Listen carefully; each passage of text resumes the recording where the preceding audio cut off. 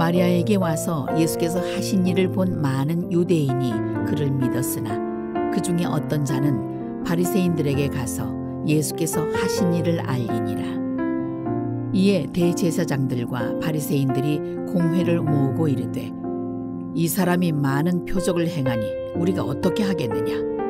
만일 그를 이대로 두면 모든 사람이 그를 믿을 것이요 그리고 로마인들이 와서 우리 땅과 민족을 빼앗아 가리라 하니 그 중에 한 사람 그 해의 대제사장인 가야바가 그들에게 말하되 너희가 아무것도 알지 못하는도다.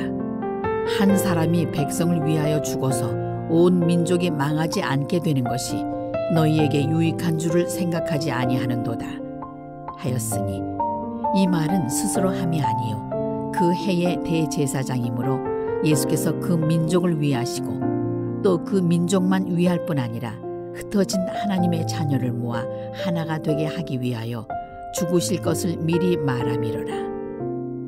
이날부터는 그들이 예수를 죽이려고 모의하니라. 저희가 요한복음 11장에 예수님께서 나사로를 소생시킨 이야기를 4주간 묵상했습니다. 그리고 이제 그 이후에 일어난 반응입니다. 오늘 설교 제목을 두려움에서 사랑으로 이렇게 잡았는데요. 이 제목은 우리 시대의 저명한 영성가 헨리 나우엔이 진정한 신앙의 여정은 두려움의 집에서 사랑의 집으로 이주하는 것 이렇게 표현하는데 거기에서 가져와서 두려움에서 사랑으로라고 제목으로 이제 나사로 부활 이후에 드러난 반응에 대해서 함께 묵상하면서 우리의 신앙의 자리를 점검하고 도전하고자 합니다. 저희가 요한복음을 표적의 책 이러면서 7가지 표적이 등장하고 나사로의 죽음과 소생은 가장 표적의 극치에 이르는 표적입니다. 예수님의 삶의 분기점이고 죽은 자가 다시 살아나는 사건이니 눈이 띄일 만한 사건입니다. 그런데 이 사건에 똑같은 사건에 대한 반응은 한쪽에는 믿음으로 한쪽에는 불신앙으로 예수님을 죽이려는 이들이 오늘 성경에 기록되어 있습니다. 예수님께서 나사로를 살리신 것을 보고 어떤 유대인들은 믿음을 가졌습니다. 믿게 되었습니다. 원어 성경에 보면 믿음 안으로 들어갔습니다 이런 표현이 쓰여 있는데 단순한 지적 동의가 아니라 온 존재와 온 삶을 주님께 의탁하고 주님을 신뢰하기 시작했습니다 이런 의미입니다. 저희가 매번 사도신경을 하는데 이 사도신경의 그 신경이 뜻이 영어로 이제 크리드고 라틴어로 크레도인데 심장을 주다, 마음을 주다 이런 뜻이거든요. 예수님에게 이제 마음을 주고 자신의 전 존재를 드렸다 이게 믿게 되었다 하는 한쪽 유대인들은 예수님께 이제 삶을 맡기고 예수님을 신뢰하고 예수님과 동행하는 삶으로 이제 이렇게 바뀌어 갑니다. 다른 한편 지금 사건이 일어나고 있는 곳은 베다니이고 예루살렘까지는 약 3km 남짓 되니 그렇게 멀지는 않은 것 같습니다. 다른 무리는 이 모습을 보고 예루살렘으로 돌아가서 바리새인들에게 예수께서 나사로를 살리신 것을 그들에게 고합니다. 그러면 그 이야기를 듣고 참으로 놀랍다, 경이롭다 이런 반응을 보이지 않고 그들은 공회를 소집합니다. 그 당시 예루살렘에는 산헤드린 공회라고 우리 같으면 국회의 기능을 하는 71명의 의원들이 있었습니다. 그들이 모여가지고 이제 갑론을박합니다. 한쪽에서 사람들이 점점 많은 사람들이 예수를 믿게 될 거고 그러면 유대인들이 로마인들이 우리 땅으로 와서 예루살렘 성을 빼앗고 우리 민족을 약탈하는 것 아니냐, 파괴하는 것 아니냐 하면서 이제 갑론을박하는 모습입니다. 그러자 그해 대제사장이었던 가야바가 결론을 내리듯이 한 말이 한 사람이 죽어서 이 민족을 살릴 수 있다면 그게 얼마나 지혜로운 방법이냐 이렇게 대안을 제시하는 겁니다. 그러니까 예수님을 죽여서 온 백성이 온 이스라엘이 유지될 수 있다면 예수를 죽여야 한다 하고 지금 결의하는 모습입니다. 여러분, 이 장면이 어떻게 보이는가요? 왜 산헤드린 공회 의원들은 예수님께서 나사로를 살렸다 하는 이야기를 듣고 그를 죽이기로 모의했을까요? 12장 이제 9절에서 11절 보면 나사로도 죽이기로 의결합니다. 나사로를 보고 사람들이 예수님을 믿게 되거든요. 왜 이들은 죽음에서 부활이라는 놀라운 모습을 보고 오히려 예수님을 죽이려 했을까요? 48절에 나타난 그들의 이야기를 가만히 이렇게 묵상해 보면 그 가장 저변에 두려움이 깔려 있는 걸 알 수 있습니다. 점점 사람들이 예수를 많이 믿게 될 겁니다. 이 말 안에는 자신들이 지키려고 했던 유대의 율법과 전통, 자신들이 누리고 있는 기득권을 공격하는 것으로 보면서 예수님을 없애야겠다, 이런 결정을 내리는 배경이죠. 점점 유대인들이 예수님을 많이 믿게 되면 이제 로마 사람들이, 로마 제국이 우리를 짓밟고 침략할 것이다 하는 정치적인 이익도 담겨 있습니다. 그러니까 예수님 한 사람을 죽여서 우리 민족이 평화로울 수 있다면 예수를 죽여야겠다, 지금 이렇게 결정을 내리는데, 그 결정 저변에는 자신들이 뭔가 잃어버릴 것에 대한 두려움, 불안이 진하게 묻어납니다. 그들은 두려움의 바탕을 두고 그 결정을 내린 것을 볼 수 있습니다. 반면에 예수님의 길은 두려움의 길이 아닌 사랑의 길이었습니다. 예수님께서는 십자가를 지셔야 함을 알고 계셨고 고난의 길을 가셔야 함을 알고 있으면서도 그들과 저항하여 싸우거나 그들을 피하여 도망치거나 그들과 타협하지 않고 묵묵하게 죽음의 길을 걸어가셨습니다. 그때 예수님이 쓰셨던 표현이 한 알의 밀알이었습니다. 요한복음 12장 24절에 보면 예수님께서 한 알의 밀알이 땅에 떨어져서 썩지 않고 그대로 있으면 열매를 맺을 수 없지만 그 밀알이 땅에 떨어져 썩으면 많은 열매를 맺는다 말씀하시면서 자신이 한 알의 밀알이 되어 떨어져 죽임과 부활을 경험하게 될 것이라 말씀한 내용입니다. 가야바 대제사장과 산헤드린 공회 의원들은 두려움 때문에 한 사람의 목숨을 제물로 삼아서 그들의 거짓 평화를 유지하려고 한 반면에 예수님께서는 기꺼이 자기 목숨을 희생의 제물로 내어놓아 하나님의 사람들이 하나 되게 하고 영원한 생명으로 초대하는 밀알의 길임을 우리에게 보여줍니다. 이 두 그룹의 예수님과 산헤드린 공회의 선택이 정반대에 있음을 쉽게 이해할 수 있습니다. 산헤드린 공회 의원들은 두려움과 불안에서 자신의 기득권과 자신의 정치적, 자신의 종교적 지위를 지키기 위해서 예수님을 죽이기로 결정했다면 예수님은 기꺼이 그 죽임을 받아들이고 하나의 밀알이 되어 만인을 살리는 생명의 씨앗이 되고자 십자가의 길을 묵묵히 받아들이는 모습입니다. 오늘 이 시간 예배드리는 여러분은 두려움 때문에 이 자리에 앉아 계신가요? 하나님에 대한 사랑과 은혜 때문에 이 자리에 앉아 계신가요? 예수님께서는 사랑의 길을 우리에게 선택하라고 보여주셨고 삶으로 죽음으로 그 사랑을 우리에게 가르쳐 주셨습니다.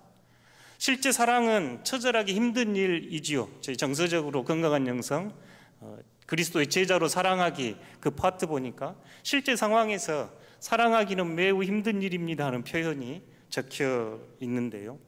사실 두려움이 아닌 사랑을 선택하는 일은 일상에서 쉽지는 않습니다. 그럼에도 예수 그리스도를 따라가는 이들은 두려움이 아닌 사랑을 선택하기 원했고 그 사랑의 길을 걸었습니다. 남아프리카 공화국은 인종차별이 제일 심했던, 세계에서 인종차별이 제일 심했던 나라가 남아프리카 공화국이었습니다. 소수의 백인들이 정권을 유지하고 있었고 그들은 두려움과 폭력으로 다수의 흑인들을 지배하고 있었습니다. 그들은 교육, 종교, 사회 질서 모든 것에서 흑인과 백인을 나누고 흑인은 사람 취급하지 않고 폭력적으로 가해하면서 그랬던 나라가 남아프리카 공화국이었습니다. 그때 1980년대에 남아프리카에 투투 주교가 있었습니다. 데스몬드 투투 주교는 신학자였고 목회자였습니다.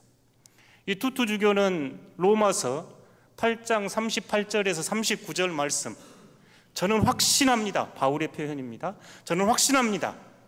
하늘의 권세나 어떤 천사의 힘이나 땅의 권세나 무엇이든지 우리를 그리스도 예수 안에 있는 사랑에서, 하나님의 사랑에서 끊을 수 없음을 저는 확신합니다 하는 구절입니다. 그 구절을 바탕으로 투투 주교는 억압받고 탄압받았던 흑인들에게, 여러분, 악보다 선이 강합니다. 여러분, 증오보다 사랑이 강합니다. 여러분, 어둠보다 빛이 강합니다. 여러분, 죽음보다 생명이 강합니다 하면서 남아프리카의 그리스도인들이 예수 그리스도를 따르는 길로 초대했던 사람들입니다. 이분이 1984년 노벨 평화상을 받았고, 훗날 넬슨 만델라가 감옥에서 나와서 인종차별 정책이 폐지되고 남아프리카 공화국이 새롭게 전환되는데 결정적인 기여를 하신 분이 데스몬드 투투 주교였습니다. 그분은 예수 그리스도의 길이 사랑과 용서에 있음을 확신했고, 사랑이 폭력보다 죽음보다 강하다는 것을 확신했기에 억압과 탄압을 받는 그 자리에서도 진리를 외치며 예수 그리스도를 따르고자 했습니다. 투투 주교의 유명한 신학이 아프리카를 대표하는 우분투 신학입니다. 우분투. 종종 예화로 인용하는데요. 어떤 인류학자가 아프리카에 가서 보았더니 이제 아이들이 어떻게 행동하는지 보려고 하는 실험 같은 것입니다.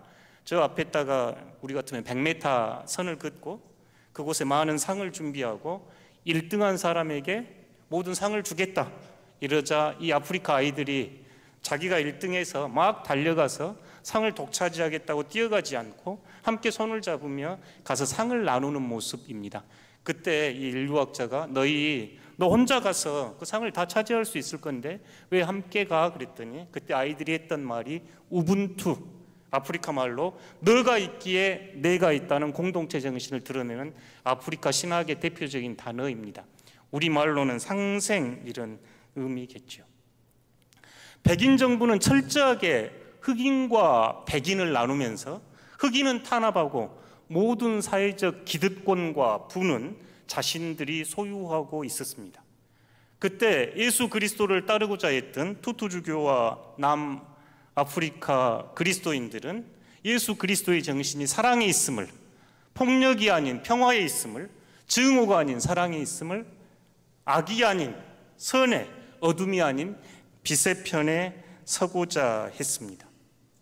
오늘 산헤드린 공의에 서 있던 이 의회 사람들, 마치 남아프리카 공화국의 백인 정부처럼 그들은 기득권을 유지하고 자신의 재물을 탐하였기에 기꺼이 예수님을 죽이려는 선택을 합니다. 오늘 여러분은 이 자리에 앉으셔서 두려움을 신뢰하고 계신가요? 사랑을 선택하고 계신가요?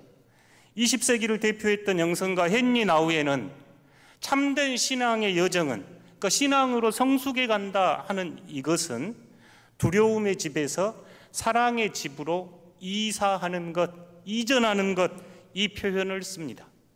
여러분은 지금 두려움의 집에 살고 계신가요? 사랑의 집에 살고 계신가요? 내가 두려움의 집에 산지 사랑의 집에 산지 잘 모르겠다 이러신 분은 이 이야기를 참고해 보면 도움이 될 것 같습니다. 사실 우리가 일상생활 하는데 많은 상업적 광고나 정책적 기반들은 우리가 가지고 있는 보편적인 두려움에 기반을 합니다. 뭔가를 사면 더 안전할 것 같고, 뭔가를 먹으면 더 건강할 것 같고, 사실은 이 두려움이 마케팅에서 활용되지요. 새로 지은 집이 더 튼튼해서 무너질 일 없을 것 같고, 우리 모두가 보편적으로 두려움을 지니고 살기 때문입니다. 그런데 일부 근본주의 교회나 이단 사이비 집단에서는 이 두려움을 마케팅으로 활용해서 사람들을 통제하고 끌어들이는 수단으로 사용합니다. 예를 들어 신천지 같으면 성경 해석은 자기들만 할 수 있고 교회 밖에 나가면 멸망한다고 가르칩니다. 또한 자기 그 신천지 교회에서 탈퇴하면 가족이 죽거나 재앙이 임한다는 식으로 두려움을 조장합니다. 그러니까 자신들만 옳고 다른 데는 틀리고, 이 공동체에서 떨어져 나가면 재앙이 임해서 자신이 죽거나 가족이 죽거나 두려움을 조장합니다. 뿐만 아니라 세상의 일반 교회들은, 일반 목사들은 다 사탄의 도구라고 악마화합니다. 이만희만 참된 하나님의 종이고 나머지 모든 목사들은 사탄의 졸개라고 하면서 악마화시키죠. 이단 사이비가 쓰는 전형적인 두려움을 조장하는 믿음의 패턴들입니다. 그래서 교주를 절대화시키고 자신들이 가지고 있는 교리를 절대화시키는 방식을 사용합니다. 하나님의 교회 안산홍 증인에도 비슷합니다. 어머니 하나님을 믿지 않으면 재앙과 심판을 받는다고 가르치고, 교회 밖의 세상은 부정에서 멸망의 대상이라고 강조하면서 신도들을 교회 안으로 가둡니다. 재난이나 어떤 사건이 발생하면 하나님을 믿지 않아서 그래라고 해석하면서 두려움을 조장합니다. 일상을 살아가는 신실한 저희 성도들 안에도 지옥에 대한 공포나 종말론적인 위기를 심하게 조성하는 것, 또는 한 개인의 죄책감을 심화시키고 교회 밖 외부를, 세상을 위협적 대상으로 여기기도 합니다. 그러면서 지도자를 절대화시키고 배신자에게는 공포를 줍니다. 벌과 저주 사례를 등장시키면서 탈퇴하면 무슨 일이 생긴다, 이렇게 협박하기도 하죠. 요새는 잘 못 들어봤습니다만 옛날 부흥회 가면 담임 목사에게 똑바로 안 해서 망한 장로님들 이야기를 꼭 하죠. 부흥 강사 와가지고. 두려움의 마케팅입니다. 사실 이런 두려움의 바탕을 둔 신앙은 억압과 공포에 굴레를 씌울 뿐입니다. 사실 요 교회 안에서도, 정치 안에서도 종종 등장하지요. 미국에 백인 우월주의자들이 있었습니다. 기독교 근본주의자들과 결합을 해서 극단적인 사상을 표방하면서 자신들을 하나님의 군사, 자신들 그렇게 칭하고 총을 들고 다니면서 처벌과 극단적 폭력을 행사했습니다. 우리나라도 마찬가지이지요. 어떤 소수의 극우 기독교인이라고 자처하는 이들이 정치적 입장이 다르면 상대방을 악마화하고 종말과 심판의 공포를 정치적으로 이용하고 무장과 폭력을 신앙적 의미로 포장하면서 정치적 이념적 선택을 강요하는 것을 볼 수 있습니다. 지난 12월 3일 자신의 기득권과 사리 사욕의 탐욕을 채우기 위해서 계엄을 선포했던 무리들이 최근 특검을 통해서 밝혀지는 이야기들을 보면 무당과 무속과 깊이 연관되어 있고, 파면 팔수록 신천지, 통일교와 같은 이단들, 그리고 일부 극우 기독교인들이 맥락을 같이 하는 역사적인 좋은 교훈을 우리에게 제공했습니다. 이들의 공통적인 기반은 두려움의 바탕을 둔 자신들의 삶입니다.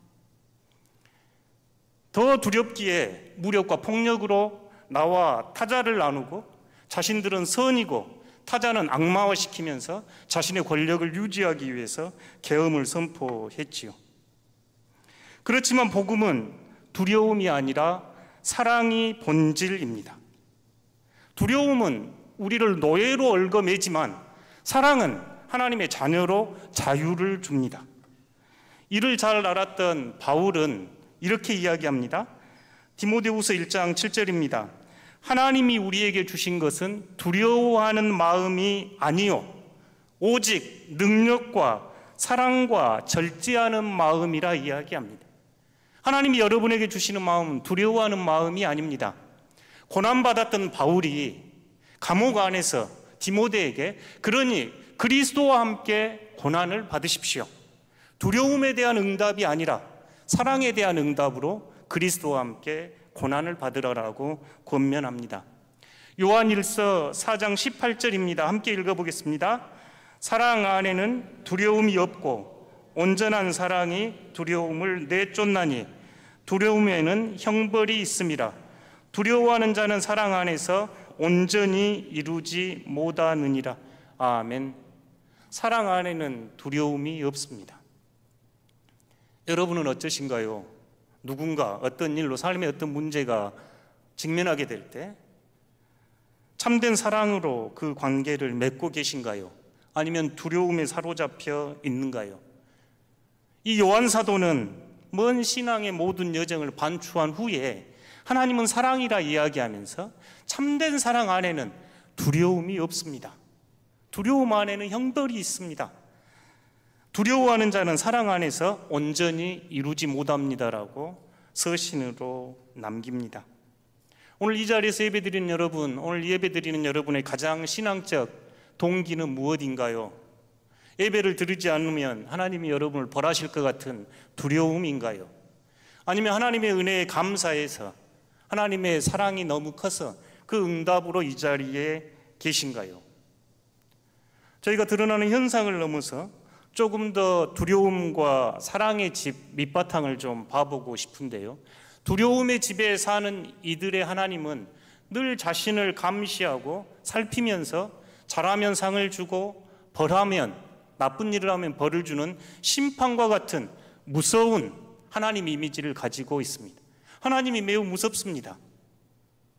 그러니 자신의 신앙의 동기가 무서운 하나님의 처벌을 면하기 위해서, 공포와 죄책감을 면하기 위해서 신앙생활을 합니다. 그렇게 하니 드러난 신앙의 형태는 매우 율법적이고 교조주의적입니다. 외적으로 드러난 신앙생활에 집착하지요. 그런데 내면을 들여다보면 만성적인 불안과 영적 소진, 낮은 자존감으로 힘들어해합니다. 자신에게 모든 에너지를 쓰니 하나님을 위해, 다른 이들을 위해 쓸 에너지가 없습니다. 하나님의 사랑을 온전히 신뢰하지 못하니 내가 뭔가를 해서 하나님의 사랑을 획득해야 한다고 여기니 경쟁적이고, 자신이 다른 사람보다 조금 잘나 보이면 뻐기고 교만하고, 못나 보이면 우울해하고 침체에 빠져듭니다. 자신이 가진 것, 자신이 이룬 것, 남들의 평가, 남들의 인정이 중요하기에 그것에 매달려 살면서 에너지를 소진하기에 하나님을 위해 다른 이들을 사랑할 힘이 없습니다. 이들에게 보이는 세상은 악이 너무너무 횡행해서 마치 도망가야 할 것처럼 자기 방어적이고 배타적이고 정죄와 심판이 난무합니다. 공동체 안에서도 은혜가 큰 게 아니라 율법적 잣대가 큽니다. 이들에게 신앙은 하나님의 사랑과 친밀한 교제와 나눔이 아니요 의무와 율법 같기에 무거운 짐과 같습니다. 나 자유 얻었네 하면서 자유가 없는 그리스도인들의 모습이라 하겠습니다.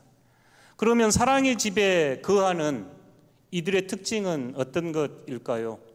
예수님께서는 이 땅에 오셔서 우리에게 보여주고 싶은 세상은 하나님의 사랑의, 하나님의 긍휼의, 하나님의 자비의 세상입니다. 그렇게 그 하나님은 누가복음 15장에서 멀리 나갔던 탕자를 기다리는 아버지와 같은 무조건적 긍휼과 자비의 하나님입니다. 자신이 무엇을 갖춰서가 아니라, 자신이 무엇을 이루어서 남들의 평판이 좋아서가 아니라 그냥 있는 그대로 자신을 영접하고 환대했던 그 아버지가 계셨기에 돌아올 수 있었던 것처럼 이 사람의 내적 신앙의 동력은 하나님의 은혜와 하나님의 자비와 하나님의 긍휼에 대한 응답입니다. 그렇게 이제 아버지의 사랑을 진심으로 깨닫고 아버지께서 추구했던 그 율법의 정신을 삶으로 살아가고자 합니다. 이 사람은 하나님의 무조건적 사랑을 받는 자이기에, 하나님의 사랑의 집에 거하기에 다른 사람의 판단이나 다른 사람의 평가보다 있는 자신의 모습 그대로 소중한 존재이기에 자신을 증명하려고 애쓰지 않습니다.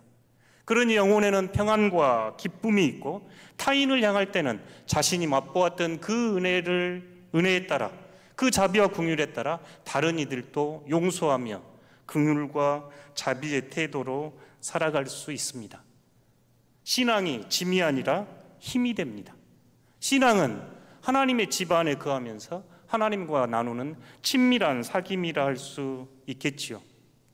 여러분 곰곰이 자신에게 물어보시기 바랍니다. 여러분의 신앙의 뿌리는 두려움인가요? 아니면 하나님의 사랑인가요? 하나님의 징벌과 심판이 무서워 오늘 예배 드린가요? 아니면 하나님의 은혜에 감사해서 그 은혜가 너무 커서 하나님 앞에 나오셨는가요? 여러분이 머무는 집은 두려움의 집입니까? 사랑의 집입니까? 여러분은 두려움의 집에서 사랑의 집으로 이사 가실 생각은 있으신가요? 새 집을 구입하고 이사 가려고 준비하면 마음이 들뜨고 기쁘지요. 그것보다 100배, 1000배 더 큰 기쁨은 우리가 두려움의 집에서 사랑의 집으로 이사하는 것입니다. 어떻게 우리가 그러면 그 이사할 수 있을까요? 헨리 나우에는 두려움의 집에서 나와 사랑의 집으로 돌아가는 길이 기도, 이렇게 이야기합니다. 기도는 두려움의 집에서 나와 사랑의 집으로 돌아가는 것. 기도는 두려움의 집에서 나와 사랑의 집으로 돌아가는 것 하면서 소개한 아이콘이 성삼위일체 아이콘입니다. 여러 차례 이 아이콘을 여러분과 나누어서 제법 익숙할 건데요.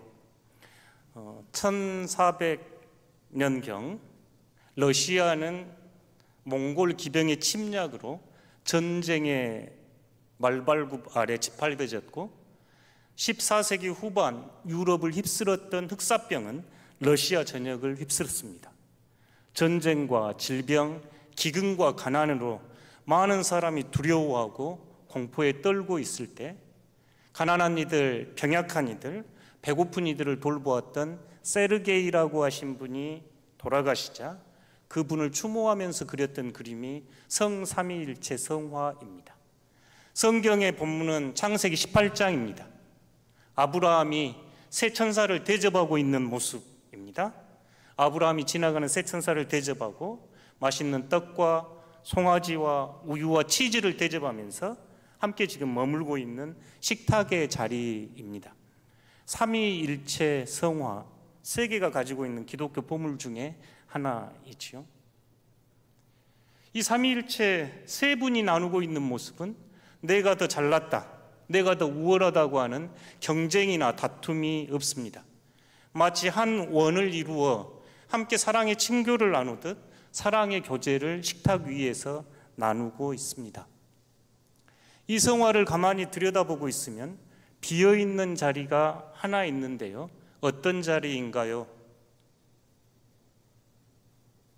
어느 자리인지 알아차리셨을까요?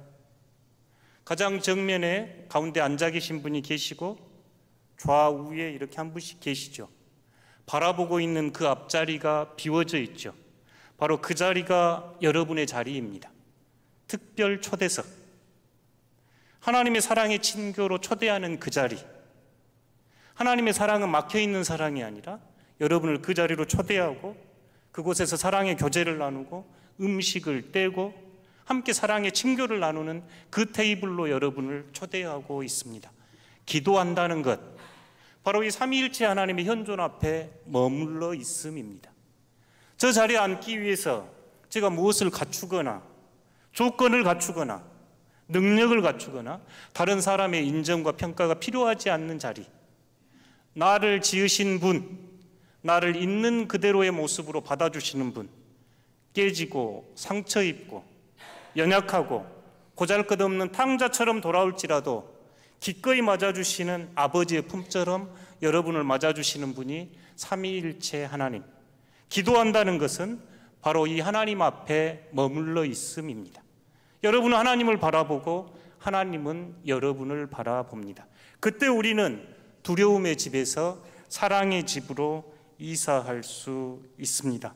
기도의 자리는 바로 이렇게 온전한 하나님 사랑 앞에 머물러 있습니다. 사랑하는 성도 여러분, 여러분은 두려움의 집에 거하고 계신가요? 아니면 사랑의 집에 머물고 계신가요? 몽골의 유명한 속담이 성을 쌓는 자 망하고 길을 내는 자 흥한다라는 돈유쿠커의 비에 새겨져 있는 구절이라 합니다. 성을 쌓는 자, 왜 성을 쌓는가요? 두려움 때문에 성을 쌓지요. 성을 쌓는 자 망하고 길을 내는 자 흥합니다. 몽골 정신이라 여겨지고 예수님이 걸으셨던 사랑의 정신이라 여겨집니다. 예수님은 자신이 가진 것을 쌓고자 지키고자 성을 쌓지 않는 분, 오히려 막힌 담을 허물고 새로운 길을 내면서 하나님의 사랑을 신뢰하도록 우리를 초대하신 분이 예수님입니다. 사랑하는 성도 여러분, 오늘 귀한 날입니다. 이 예배의 자리가 두려움의 집에서 사랑의 집으로 이사하는 복된 날 되시기를 진심으로 기원합니다. 스스로 끊임없이 여쭤보시면 좋겠습니다. 나의 신앙과 내 삶의 토대가 두려움에 있는가, 불안에 있는가, 아니면 하나님에 대한 사랑과 그 사랑에 응답하고자 하는 신앙인가? 두려움에 뿌리를 둔 신앙은 겉모습은 그럴듯해 보일지라도 우리 자신을 파괴하고 공동체를 파괴하고 복음과는 정반대의 열매를 맺습니다. 사랑만이, 온전한 사랑만이 여러분을 자유롭게 하고 우리가 이 세상을 하나님의 아름다움 속에서 살아가게 만듭니다. 사랑의 집에 거하는 덕신의 모든 성도들 되시기를 진심으로 기원합니다.